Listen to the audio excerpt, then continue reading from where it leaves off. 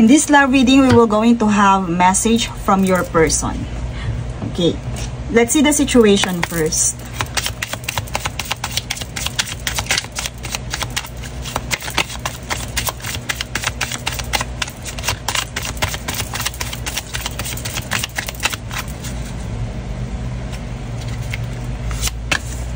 Receipt, proof, okay. So dito, lumitaw dito yung receipt or proof. Show me. Bounty Hunter.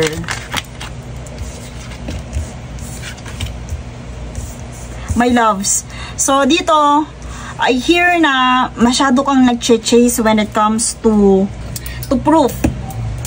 Eto, masyado kang sabihin nating meron kang gustong-gustong malaman. Alam mo yung gustong-gusto mo makahanap ng ebidensya. Kasi with this Bounty Hunter, alam mo yung masyado kang nag-chase when it comes to this proof. And loves, sa future energy natin kasi may loves dito, spirits wants you to know na hayaan mong ibigay sa'yo yung sign. Synchronicities and signs. Okay? Meron dito may loves na kung ang nasa isip mo is makahanap ng proof sa yung person. Your person is, sabihin natin, nakafocus sa kanyang surviving daily hustle or sa kanyang finances right now. Kung meron kayong sabihin natin, kung nagiging cold siya or sabihin natin meron kayong gap right now, I see na meron ditong hamster wheel. Kumbaga, dun siya nakafocus sa kaperahan. Pero dito, pwedeng ikaw to or siya na, yun nga, one of you are gustong-gustong makahanap ng proof sa mga bagay-bagay. Gusto niya makahanap ng proof dito, kung talagang busy ba siya. Alam mo yung parang obsessed, sabihin natin, halos araw-araw, gustong, eto, look at this. Bounty Hunters, nag-chase ka masyado doon sa signs. Hot pursuit. Pwede ding sabihin natin na obsessed ka or naghahabol doon sa part na yon, my loves. Pero dito, malinaw na about this proof. Okay? So, pero spirits wants you to give signs and synchronicities sa kanila, my loves, manggagaling yun. Hindi mo kailangan madaliin ang mga bagay-bagay. Kasi parang nag-hunt ka na dito eh. Nag-hunt ka na. Parang masyado mo nang, parang nagmamadali ka, my loves. Nagmamadali ka sa gusto mong makita. Gusto mong ipakita na agad sa'yo yung mga signs, yung resibo, yung proof about your person, kung ano man yung iniisip mo. Pero dito, your person, I see, it's either, sabihin natin, nagpo-focus sa kaperahan, sa pera, may kinalaman sa pera. Surviving daily hustle.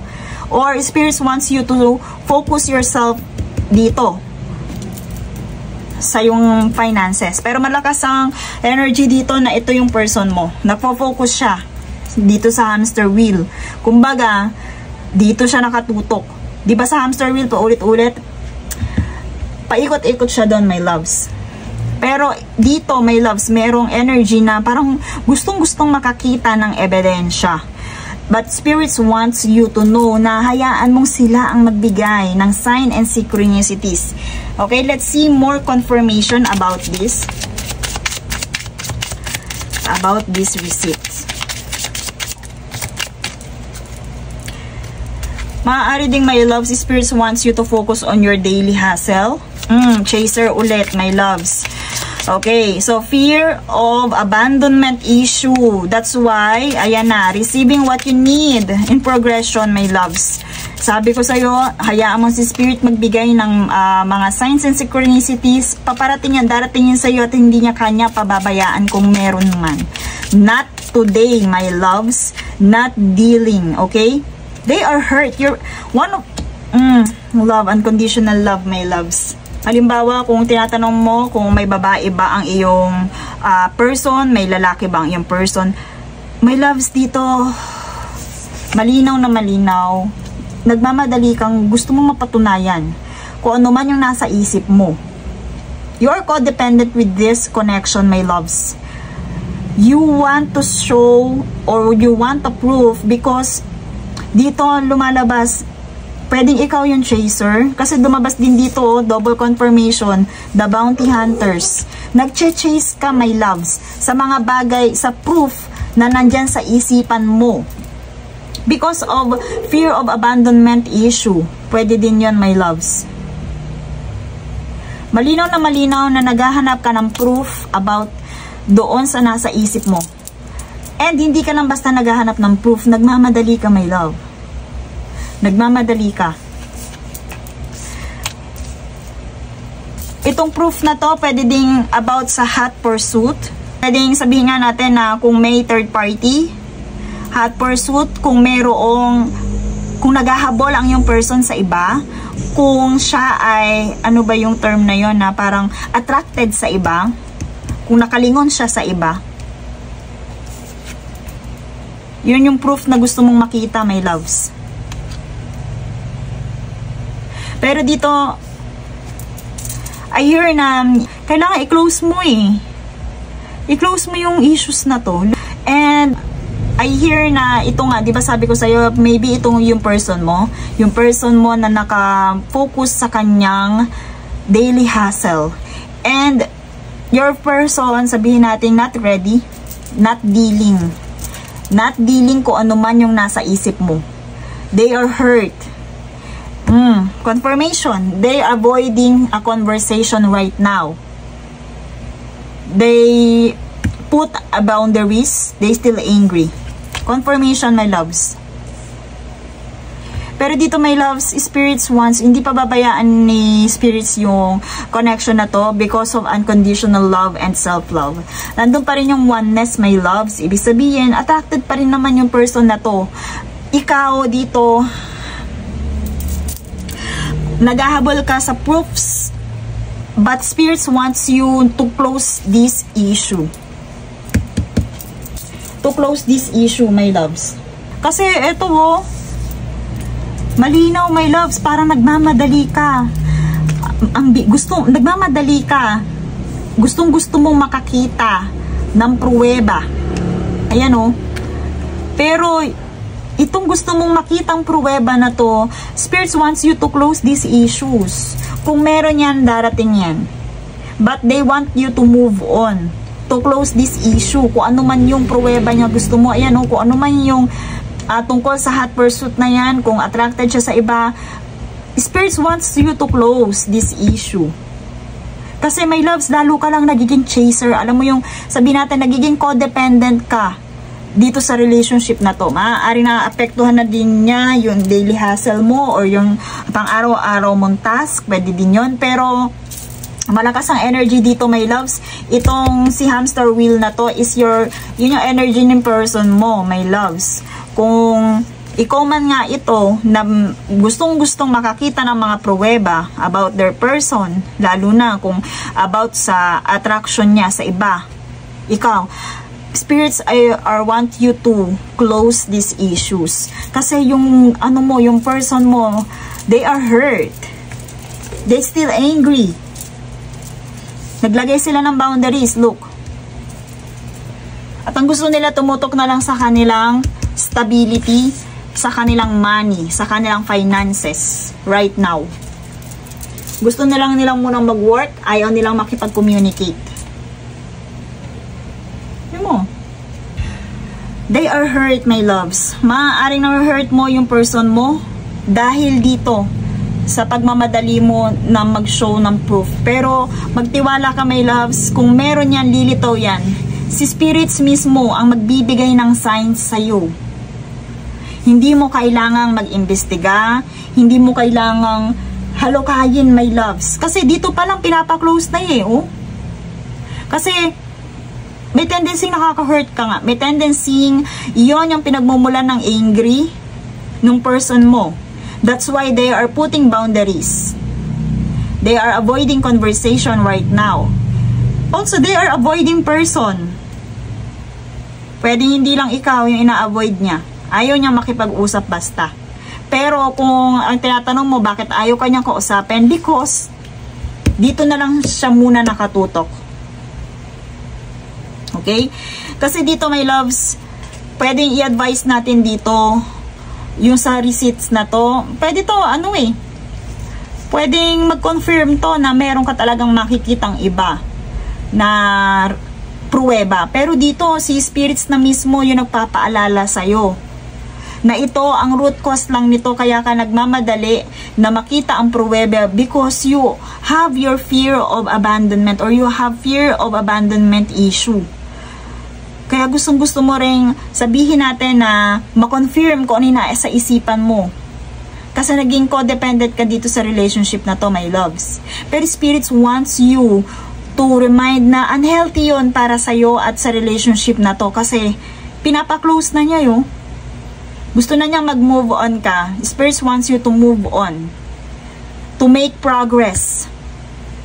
Because na mag-focus sa journey. Sa journey mo. At hindi dito. Kung ano ito yung hinahanapan mo ng pruweba. Ayaw na ni spirits na halongkatin mo yun. Kasi si person mo, ayaw na, kumbaga nag-a-avoid na siya, not dealing. Kung nangihingi ka ng sign, kung tama ba nasa isip mo, they are not dealing. Okay? They are dealing with their finances right now. Kung iniisip mo, bakit wala kayong communication, baka meron na siya. My loves, nakafocus siya sa finances niya right now. But they are still angry. That's why they are putting boundaries. Pero, andun pa rin yung passion, andun pa rin yung affection, nandun pa rin yung attraction. My loves. Pero spirits wants you to close these issues. Kasi malamang kung hindi mo to i-close, baka mas lalong mataasan ng person mo yung boundaries. Maaaring na-hurt talaga siya. Meron siyang hurt na nararamdaman right now. Pero kung sabihin natin eto, hahanapan mo pa siya, hahalungkatan mo pa siya, my loves, pwedeng talagang matagalan tong Pero kung hindi ka mapanatag during the time of your, sabihin natin, this coldness, spirits, pwede lumitaw dyan kung talaga may third party, meron pwede lumitaw yun. Based na din dun sa mga, nakita nyo naman yung mga dati nating reading, sa love reading natin, di ba? Pero hindi ang lumitaw dito, daily hassle. Andito sila sa paikot sa kung ano yung pinagkakaabalahan nila sa pang-araw-araw nilang gawi.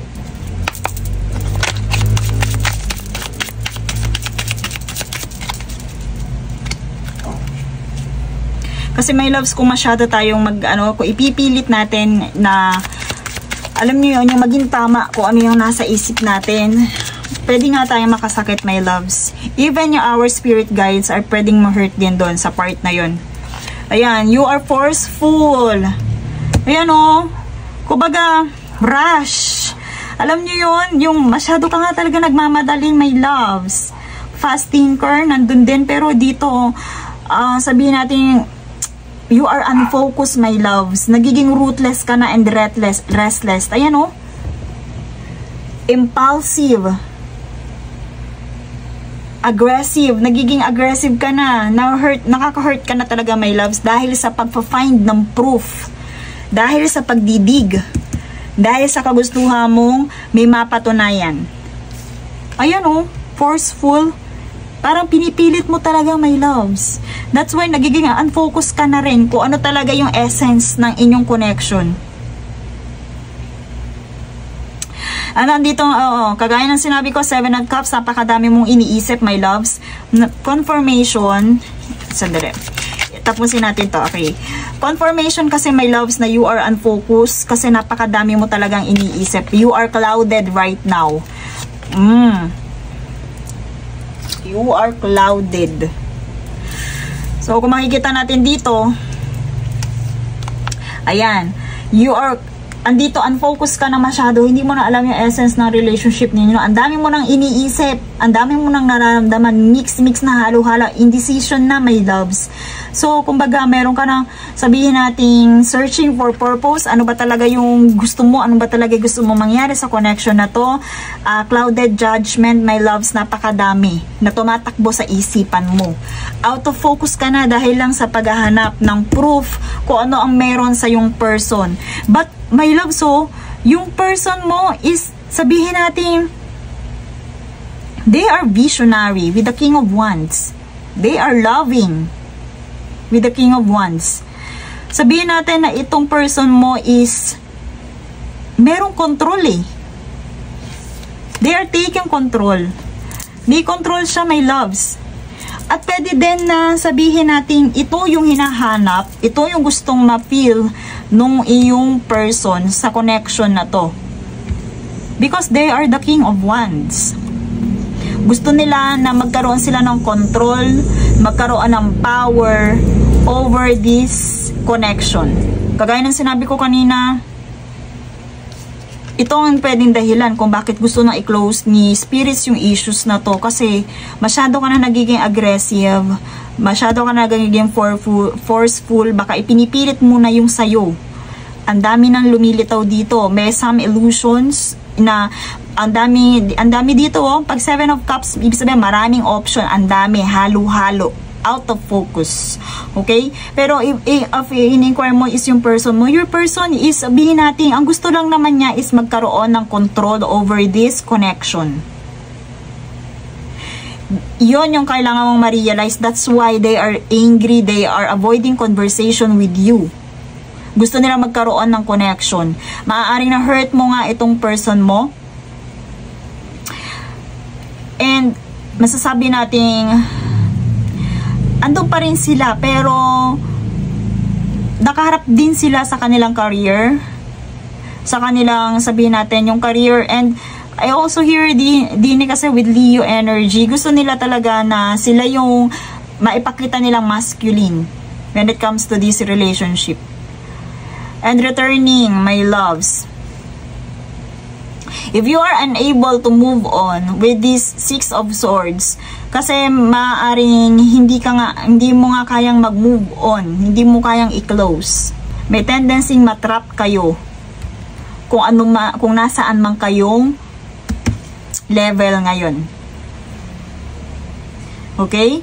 So, if you are unable to move on about this issue, may tendency matrap kayo. Kasi ito kasi, my loves, pwedeng move forward yan eh. Move forward.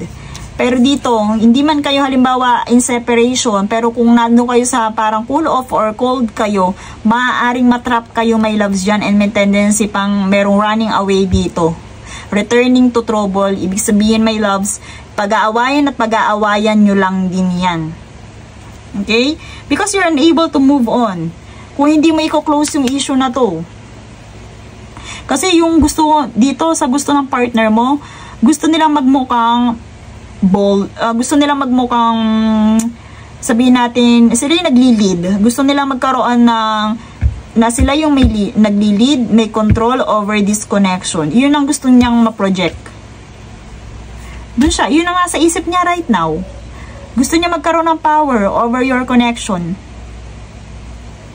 Let's see message from this person. Kasi ayan, naging forceful ka nga. I also hear bully. Pwedeng naramdaman din niya yon sa'yo. The impulsiveness and tactless. Also rude. Pwedeng and arrogant. Pwedeng iniisip din sa'yo ng person mo yon. I'm not available, my loves. Lumitaw dito.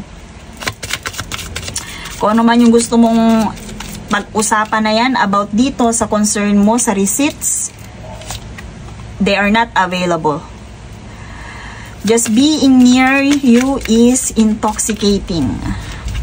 Wait. You speak to me through music. Nagkikipag-communicate pa rin siya. Nandun pa rin. I hid who I really am from you. Maaaring meron nga siyang hindi bino-voice out sa'yo, my loves. So, eto, yung mga message niya sa'yo. Right now talaga, they are not available. Kung ano din yung gusto mong pag-usapan, i-confirm they are not available. Hindi sila willing pag-usapan yun. Pero my loves, ikaw pa rin yung sasabihin nating, ikaw talaga kino-consider niya na sabihin nating comfort niya. And namimiss ka din niya. They are speak to you. There are, naaalala ka niya through music, kahit kahit wala kayong communication. Ito, naaalala ka niya through music. Okay? Pero sabihin natin na yung bataang to na-hurt kasi sa'yo. Na-hurt sa'yo. Na-hurt siya. And pwedeng yung hurt na yun, hindi pa niya talaga lahat na i-voice out. Baka yung insecurity niya na trigger mo, hindi siya nagpakatotoo din eh. Pero maaaring sabihin natin, before may mga bagay siyang inoohan, inagrihan, pwede yun. Pero hindi pala talaga siya agree. Pwedeng ganon. Kasi may tinago siya, I hid who I really am from you. Ano yun? Pero dito may loves talaga. Kung hindi mo i-close yung issue na yan, maaari matrap kayo sa ganyang situation. Kasi, pag i-bring up mo to, matatrap eh. Ayan o. Returning to trouble. Unable to move on. Ang ganda na dito ng energy eh. Ito o. Binibigyan na kayo ng synchronicities and signs ni spirits. Unconditional love, andun pa rin affection. Pero returning to trouble na naman, my loves. Returning to trouble kung iyon ay hindi mo i-close yung issue na yun. Malakas ang ni spirits na masyado kang forceful. Wag mong ipilit. They are advising you to close that issue. Wag mong i-chase yung issue na yun. Kung iyon ay lilita, magtiwala ka sa kanila. Ibubulgar yun sa'yo kung meron man. Hindi sila available sa topic na yun kung mag-uusap man kayo. Hindi siya, maaaring ina-avoid niya yung conversation na may kinalaman sa away. Okay? Masabi natin na hurt mo siya because of this forceful character or attitude. And ito yung warning ni spirits na maaaring bumalik lang kayo sa trouble or unstable to move on if you still bringing up this issue. Okay? Pero namimiss ka talaga niya. Andun yung love and affection eh, oh. Andun yung love and affection, my love. Kung yun ang inaano ni spirits, magtiwala ka because of these synchronicities. Bibigyan kanila ng sign, matibay na ebidensya, concrete na ebidensya, at hindi nila hahayaang maging clouded ka. Huwag kang magmadali. Sa ngayon, ang kailangan mong ma-feel is love, unconditional love and self-love. Hindi mo kailangan i-bring up yung mga past issues. Hindi mo kailangan magmukhang tama sa relationship na to. Let's see more.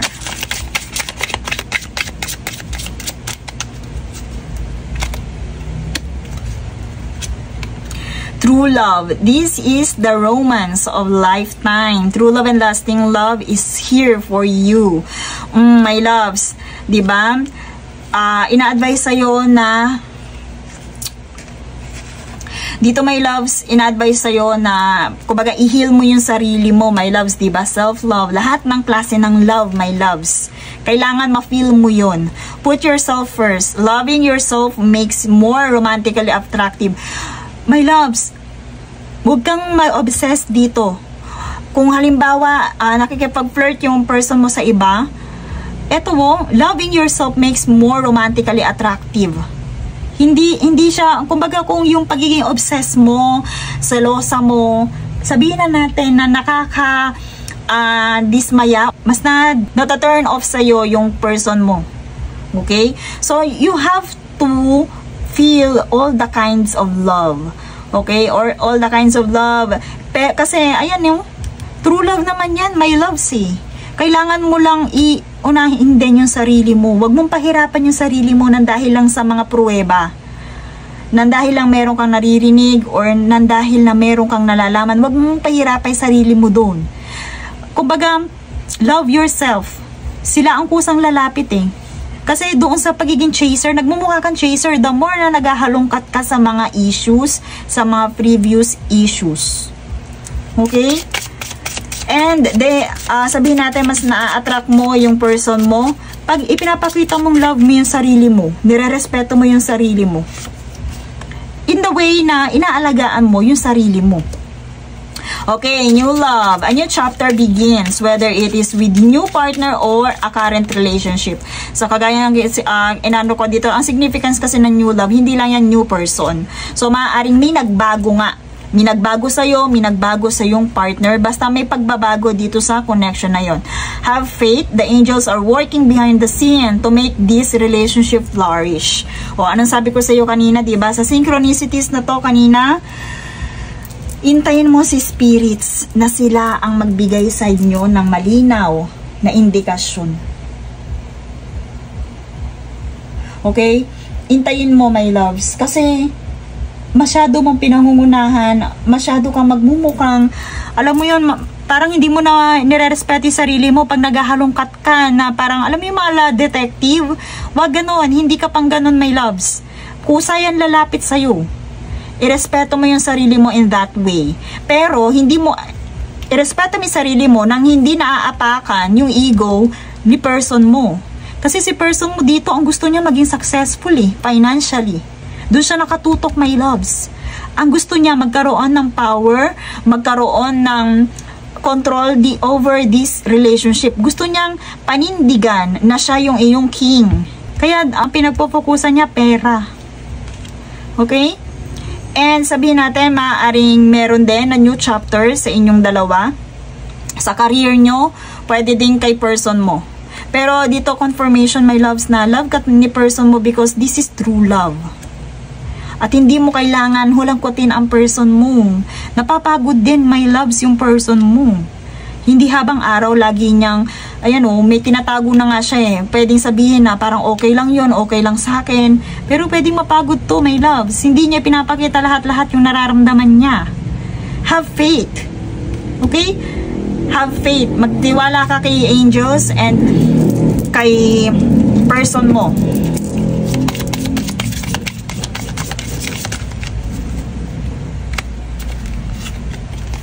Oh, union na naman, my loves. The union of divine soul counterparts is miraculous event that begins when you least expect it. Union. Oh, labyrinth, my loves. Even when you feel lost, there is always a way through the labyrinth. My loves, sa ngayon, naguguluhan lang kayo kagaya ng labyrinth na yan, pero malalagpasan nyo rin yan. Okay? Because true love to, my loves. And nasasabi natin na ito talaga ay yung connection na yan is hindi lang basta connection. Hindi to sabihin natin karapat-dapat basta na lang i-disregard. They are union. You are in twin flame relationship, my loves. Dito, lahat talaga ay dumadanas dyan. Katulad ng yung mazes na to, lahat ay dumadaan sa ganyan. Pero isang warning na nga sa'yo, my loves, yung ito, katulad yan, parang nagigising ka na kasi unti-unti mo nang nararamdaman or nakikita yung totoong nararamdaman ng person mo na na-hurt siya sa mga bagay-bagay. Kaya ang dapat doon, my loves, is magtiwala ka lang. Magtiwala ka lang, my love, sa person mo and kay universe. Magtiwala ka lang kay spirits.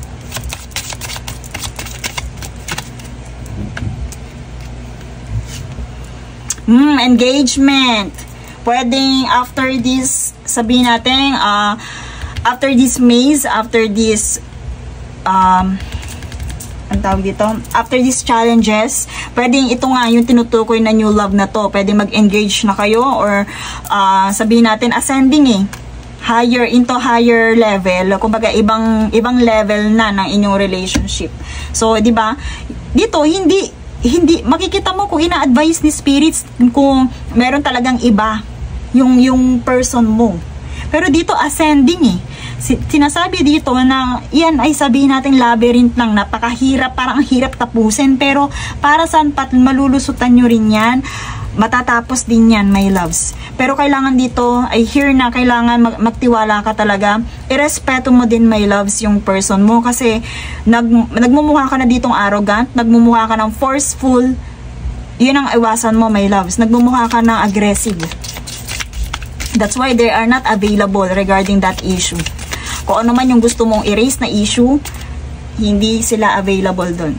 Don't make decisions based on guilt or what you think you should do. Or it is only in being true to yourself that you can be true to others. Dalawa pala siya. Secret admirer, someone has deeper feelings for you than they are letting on. So dito, my loves, masasabi natin na pwede din na ito, meron ding nag-a-admire sa'yo, pero I hear na kung ano man yung tumatakbo sa isipan mong right now, ito. Kung ano man yan, my loves, kung sasabihin na magpo-focus ka na ulit, make sure na mararamdaman ng person mo na genuine kung ano yung sinasabi mo. Totoo ba? Tanggap mo ba na hindi mo nahahalongkatin yung mga issue na yan? Bukal ba sa kalooban mo? Matatahimik ka ba? Na parang i-close mo na lang nang hindi mo nalalaman yung totoo?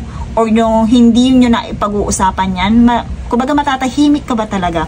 Kumbaga yung guilt, dapat maging genuine ka when it comes to your decision. Nasa sayo pa rin, my loves, yung decision. Pero ito is, sabihin natin, gabay sayo sa pagdidesisyon mo. Nakita natin, nagkaroon ka ng idea kung ano ngayon yung nararamdaman ng person mo. And ito, I hear na kung yung person mo is cold sa'yo, hindi man nila yun na ipapakita, they have deeper feelings for you. They have deeper feelings for you. Hindi man nila yun na ipapakita, they have deeper feelings for you. So ngayon, it's time for you to decide based dyan sa guilt mo, sa iniisip mo, kung ano yung sa'yo, magpakatotoo sa sarili mo. Pero ito is, sabihin natin, guide yan sa'yo kung ano yung mga dapat mong gawin. Kasi, kagaya niyan, andito na, confirmation eh. May new chapter sa inyo. May new chapter, my loves.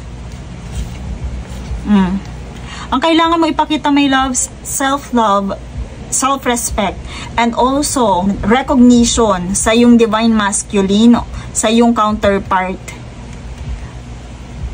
Kasi yun ang gusto niya.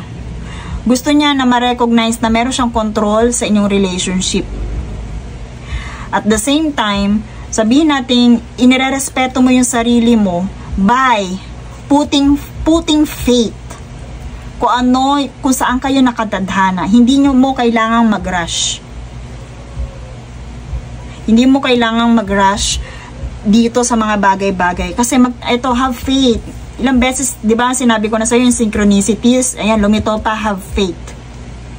They are working behind the scene to make this relationship flourish. Kahit nasabihin natin yung labyrinth na yan, meron pa rin yan, makakalabas at makakalabas ka pa rin yan. Pero dito tayong focus, napakaganda, unsession. Merong ascending higher level, new chapter, my loves, napakaganda nun. Okay? So sa ngayon, kailangan i-program mo sa sarili mo na put yourself first. Huwag mong pahirapan yung sarili mo dito sa mga gusto mong patunayan. Put yourself first para maging able ka ulit na mahalin, magmahal. Okay, my loves? And that's all for this reading. Thank you so much and see you in my next one.